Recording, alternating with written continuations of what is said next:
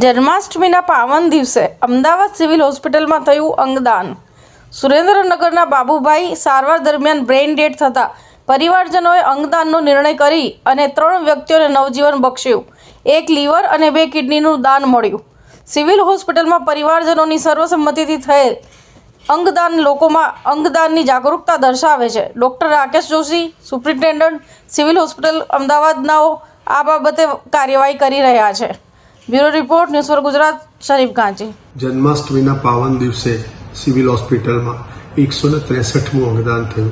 બાબુભાઈ ચૌહાણ, 46 વર્ષીય પુરુષ, લીંબડી સુરેન્દ્રનગરના રહેવાસી, રોડ ટ્રાફિક એક્સિડન્ટ થતાં બ્રેન્ડેડ થયા અને એમને સિવિલ હોસ્પિટલ ખસેડવામાં આવ્યા, જે એમને બ્રેન્ડેડ ડિક્લેર કરી અમારી ટીમ દ્વારા એમના પૂરા પરિવારે એક સાથે એકજૂટ મળી અને અંગદાન કરવાનો નિર્ણય કર્યો અને એમના તરફથી સિવિલ હોસ્પિટલને 1 લીવર અને 2 કિડની દાનમાં મળ્યા. આમ 163 અંગદાન થકી 527 અંગો સિવિલ હોસ્પિટલને દાનમાં મળ્યા, જેને 511થી વધારે લોકોને નવજીવન આપ્યું છે. ચાલો સૌ સાથે મળી અને આ મુહિમને આગળ વધારીએ, જેથી કરીને એક જીવિત વ્યક્તિએ બીજા જીવિત વ્યક્તિને અંગનું દાન ન કરવું પડે. અંગદાન એ જ મહાદાન.